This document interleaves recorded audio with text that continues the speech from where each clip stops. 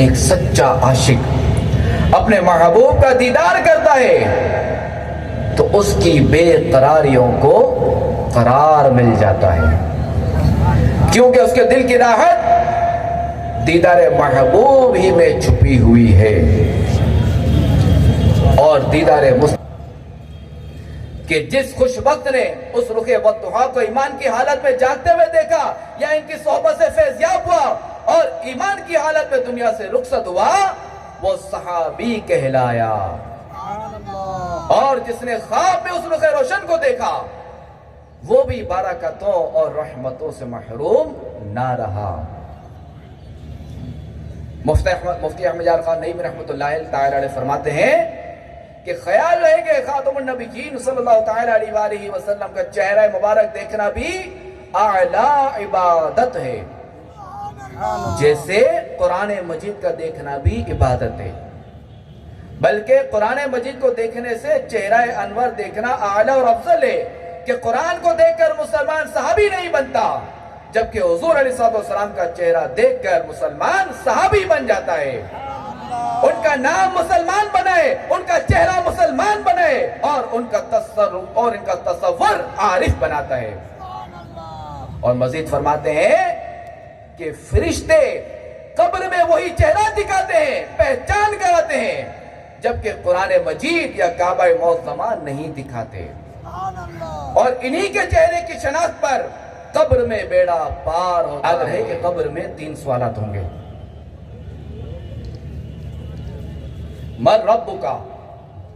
تیرا رب کون ہے؟ اگر مرنے والا مسلمان ہے، اس کا ایمان پر خاتمہ ہوا ہے،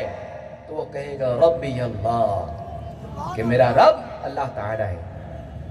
پھر سوال ہوگا ما دینک، تیرا دین کیا ہے؟ تو وہ کہے گا دینی الاسلام، کہ میرا دین اسلام ہے۔ پھر خاتم النبیین شیش نبی صلی اللہ تعالی علیہ وآلہ وسلم کا چہرہ انور دکھایا جائے گا اور پوچھا جائے گا ما کنت تقول فی حق ھذا الرجل، تو ان کے بارے میں دنیا میں کیا کہتا تھا؟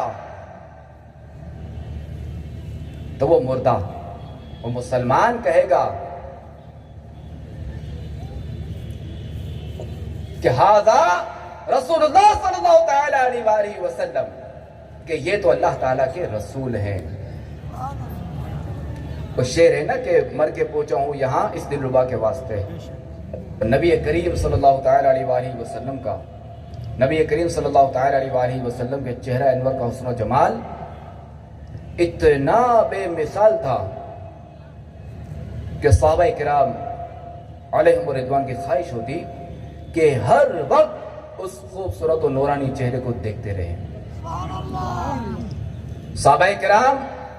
نبی کریم صلی اللہ تعالی علیہ وآلہ وسلم کے چہرہ انور کے دیدار فرحت احساس سے کس طرح اپنی آنکھوں کو ٹھنڈک اور دلوں کو راحت پہنچاتے تھے، اسے اس واقعے سے سمجھا جا سکتا ہے کہ شیش نبی صلی اللہ تعالی علیہ وآلہ وسلم کے پاس، یعنی آخری نبی صلی اللہ تعالی علیہ وآلہ وسلم کے پاس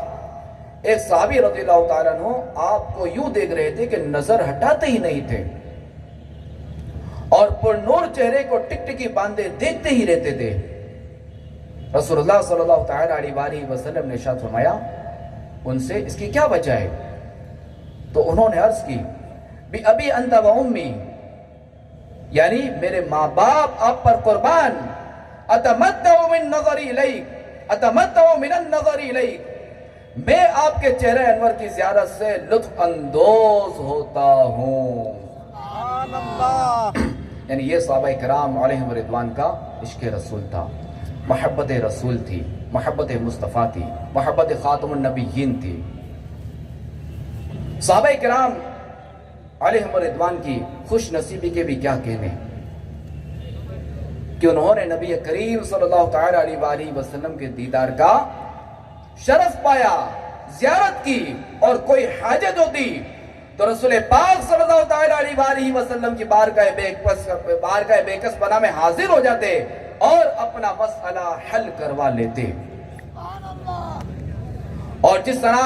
خاتم النبیین صلی اللہ تعالی علیہ وآلہ وسلم نے اپنی حیات ظاہری میں فیض لٹایا اور اپنے صحابہ کی مشکلات کو حل فرمایا، اسی طرح حیات ظاہری کے بعد بھی یہ سلسلہ جاری رہا۔ تو کبھی خواب پہ اپنے عاشقوں کو زیارت کروائی، تو کسی کو اپنے پاس بلایا، تو کسی کی مشکل کشائی فرمائی، تو کسی کو شہادت کا مجدہ سنایا، تو کسی کی داد رسی فرمائی، اور ایسے بے شمار واقعات ہیں کہ جن سے کتابیں بھری پڑی ہیں۔ اور خواب میں رسول پاک صلی اللہ تعالیٰ علیہ وسلم کا دیدار ہونا ایک ایسی روشن حقیقت ہے کہ جسے جھٹلایا نہیں جا سکتا، کیونکہ خود خاتم النبیین صلی اللہ تعالیٰ علیہ وسلم نے ارشاد فرمایا، وَمَنْ رَآنِ فِي الْمَنَامِ، جس نے خواب میں مجھے دیکھا، فَقَدْ رَآنِي، تو بے شک اس نے مجھے ہی دیکھا۔ فَإِنَّ الشَّيْطَانَ لَا يَتَمَثَّلُ فِي صُورَتِي، کیونکہ شیطان میری صورت اختیار نہیں کر سکتا۔ ایک اور حدیث پاک میں یوں فرمایا، من رآنی فی المنام فسیرانی فی الیقظۃ ولا یتمثل الشیطان بی، یعنی جس نے خواب میں مجھے دیکھا وہ عنقریب بیداری میں بھی مجھے دیکھے گا، اور شیطان میرا ہم شکل نہیں ہو سکتا۔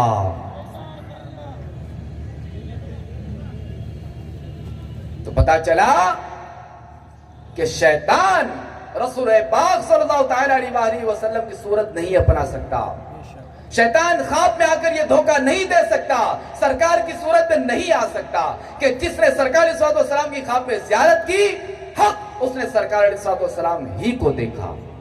اس نے رسول پاک صلی اللہ تعالیٰ علیہ وسلم ہی کو دیکھا، اس نے خاتم النبیین صلی اللہ تعالیٰ علیہ وسلم ہی کو دیکھا، اس نے محمد رسول اللہ صلی اللہ تعالیٰ علیہ وسلم ہی کی زیارت کی ہے، انہی کو دیکھا ہے۔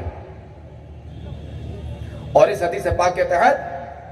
شارح بخاری حضرت علامہ مفتی محمد شریف الحق امجدی رحمت اللہ تعالیٰ علیہ فرماتے ہیں کہ بعد وصال بھی اگر کوئی خاتم النبیین صلی اللہ تعالیٰ علیہ وسلم کی خواب میں زیارت کرے تو حضور اقدس صلی اللہ تعالیٰ علیہ وسلم اس پر کرم فرمائیں گے اور بیداری میں بھی اپنی زیارت سے مشرف فرمائیں گے، یعنی بیداری میں بھی اسے اپنا دیدار کروائیں گے۔ اور دوسری تعبیر یہ کی گئی ہے کہ وہ خواب میں دیدار کرنے والا آخرت میں بروز قیامت خاتم النبیین صلی اللہ تعالیٰ علیہ وسلم کا دیدار کرے گا،